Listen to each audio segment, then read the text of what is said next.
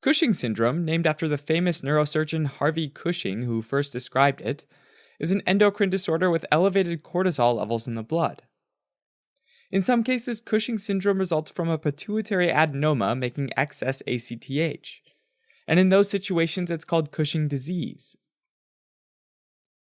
Normally, the hypothalamus, which is located at the base of the brain, secretes corticotropin-releasing hormone, known as CRH, which stimulates the pituitary gland to secrete adrenocorticotropic hormone, known as ACTH.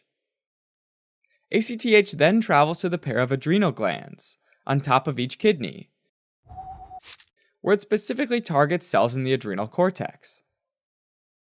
The adrenal cortex is the outer part of the adrenal gland, and is subdivided into 3 layers: the zona glomerulosa, the zona fasciculata, and the zona reticularis. The zona fasciculata is the middle zone and also the widest zone, and it takes up the majority of the volume of the whole adrenal gland. The ACTH specifically stimulates cells in this zone to secrete cortisol, which belongs to a class of steroids, or lipid-soluble hormones called glucocorticoids. Glucocorticoids are not soluble in water, so most cortisol in the blood is bound to a special carrier protein called cortisol-binding globulin, and only about 5% is unbound, or free. In fact, only this small fraction of free cortisol is biologically active, and its levels are carefully controlled. Excess free cortisol is filtered in the kidneys and dumped into the urine. Free cortisol in the blood is involved in a bunch of stuff, and it's part of the circadian rhythm. Cortisol levels peak in the morning when the body knows we need to get up and go, and then drop at night when we're getting ready for bed. In times of stress, the body needs to have plenty of energy substrates around. So cortisol increases gluconeogenesis, which is the synthesis of new glucose molecules, as well as proteolysis, which is the breakdown of protein, and lipolysis, which is the breakdown of fat. Cortisol also helps to maintain the blood pressure by increasing the sensitivity of peripheral blood vessels to catecholamines, like epinephrine and norepinephrine, and this narrows the blood vessel lumen. Cortisol also helps to dampen the inflammatory and immune response by reducing the production and release of inflammatory mediators, like prostaglandins and interleukins, as well as inhibiting the proliferation of T lymphocytes. Finally, cortisol receptors are present in the brain, where their full effect is still actually unclear, but might influence things like mood and memory. For all this to work properly, though, the levels of free cortisol have to stay within the normal range. To do that, the body uses negative feedback, which means that high levels of cortisol tell the hypothalamus and pituitary gland to decrease their secretion of CRH and ACTH, respectively. Less CRH also tells the pituitary gland to make less ACTH, so the pituitary gland ends up having 2 reasons not to make ACTH. With less ACTH floating around, the zona fasciculata gets less stimulation to make cortisol, and eventually cortisol levels go back down to the normal range again.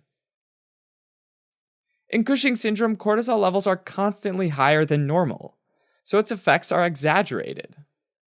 Excess cortisol leads to severe muscle, bone, and skin breakdown, which are the major protein stores of the body. It also leads to elevated blood glucose levels, and that leads to high insulin levels. Insulin, among its many actions, preferentially targets adipocytes, or fat cells in the center of the body, around the waist and buttocks. In those cells, the insulin activates lipoprotein lipase, which is an enzyme that helps those adipocytes accumulate more fat molecules. The result is central obesity. In addition to this, the high cortisol levels cause hypertension, and this is for 2 reasons. First, they amplify the effect of catecholamines on blood vessels. And second, cortisol starts cross-reacting with mineralocorticoid receptors, which normally only bind a related steroid hormone, mineralocorticoid, which are secreted from the zona glomerulosa layer of the adrenal cortex. In other words, because the cortisol is structurally similar to mineralocorticoid, it can bind to that receptor, and it can trigger the mineralocorticoid effect, which is mainly to increase blood pressure by retaining fluid. High levels of cortisol also inhibit the secretion of gonadotropin-releasing hormone from the hypothalamus, which messes up normal ovarian and testicular function.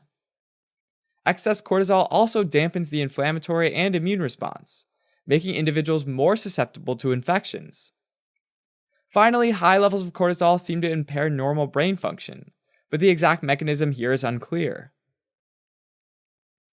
Cushing syndrome can happen because of exogenous cortisol, meaning that it comes from outside, usually in the form of medications. But it can also happen because of endogenous cortisol, meaning that the excess cortisol is made by the body. The majority of cases of Cushing syndrome happen in individuals using exogenous steroid medications over a long period of time, often to treat autoimmune and inflammatory disorders, like asthma or rheumatoid arthritis.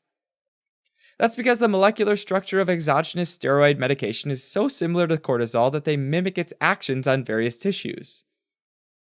In fact, exogenous steroid medication can also cause negative feedback on the hypothalamus and the pituitary gland. This causes a decrease in CRH and ACTH, which in turn shuts down cortisol production from the zona fasciculata. Over time, this lack of stimulation can cause the zona fasciculata to physically shrink or become atrophic. Since that's the widest part of the adrenal cortex, it can have a measurable effect on the overall size of the adrenal gland. Even though this results in less endogenous cortisol production, it still doesn't quite compensate for the huge levels of exogenous cortisol, and that causes Cushing syndrome to develop.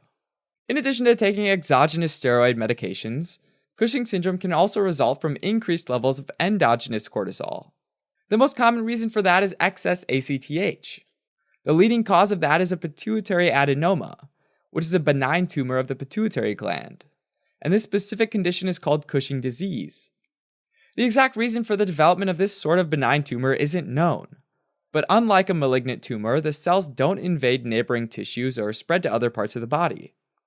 Instead, the pituitary adenoma simply grows in size and secretes too much ACTH.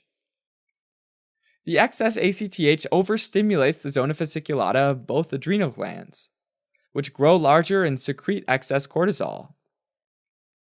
Apart from pituitary adenomas, there are ectopic sources of ACTH, like small cell lung cancer. And in these cases, the excess ACTH is coming from somewhere other than the pituitary. Another common cause of endogenous Cushing syndrome is tumors of the adrenal glands that make excess cortisol, like adrenal adenomas, which are benign tumors, and adrenal carcinomas, which are malignant tumors. In both adrenal adenomas and carcinomas, the cells of the zona fasciculata within the adrenal cortex start dividing abnormally and secrete excess cortisol. As before, the excess cortisol provides negative feedback to the hypothalamus and pituitary gland, suppressing both CRH and ACTH production. Although this doesn't have any effect on the zona fasciculata of the involved adrenal gland, since the neoplastic cells are autonomous, meaning that they've grown independent from any stimulatory signals, the zona fasciculata of the uninvolved normal adrenal gland shrinks and produces less than the standard amount of cortisol. The net result, though, is still abnormally high levels of cortisol, and that causes Cushing syndrome to develop.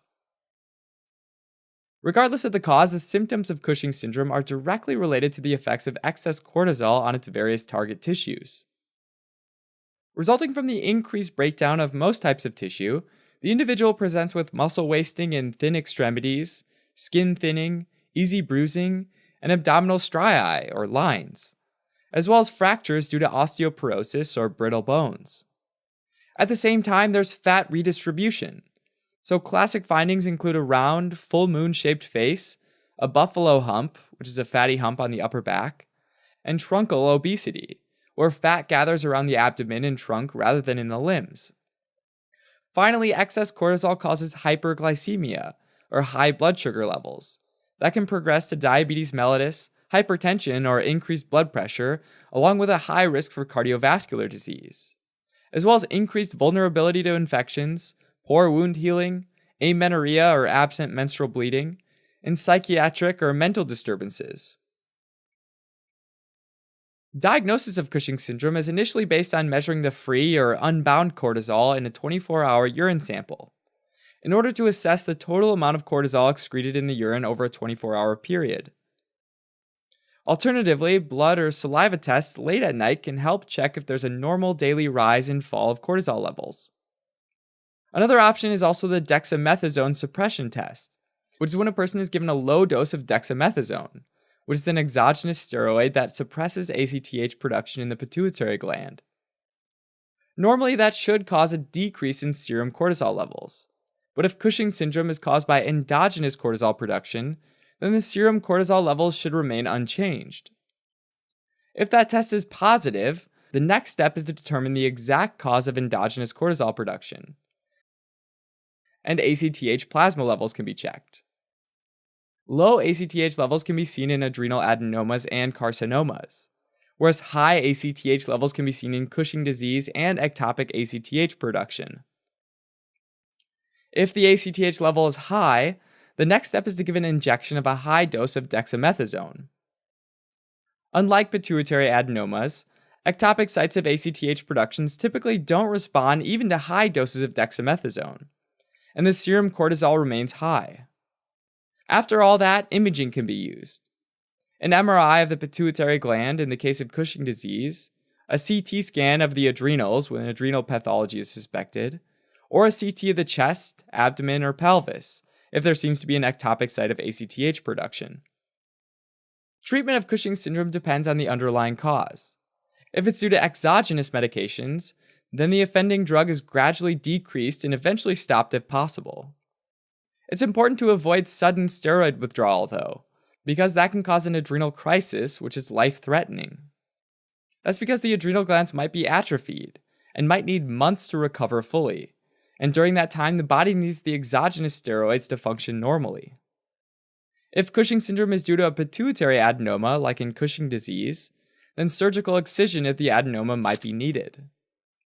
Alternatively, medications like adrenal steroid inhibitors, like ketoconazole and metirapone, can be helpful, especially for cases of ectopic ACTH production or adrenal carcinomas that have already spread. Alright, as a quick recap, Cushing syndrome is any condition or situation that causes increased levels of cortisol.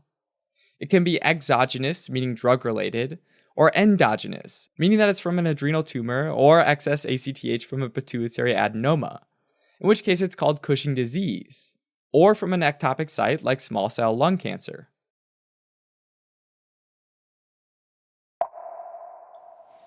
Hey guys, thanks so much for watching. So this one was kind of a long one, but hopefully you learned a lot more about Cushing syndrome. Special kudos to Antonia for writing this awesome script, Rishi and Kyle for editing, and Tanner for the voiceover. And I actually did the illustrating and video editing for this one, which was a lot of fun. As always, if you guys love our videos, be sure to share us with your friends on social media. And if you're looking for more studying materials on this topic or any of the topics of our other videos, definitely check us out at osmosis.org. Thanks again, guys. See ya.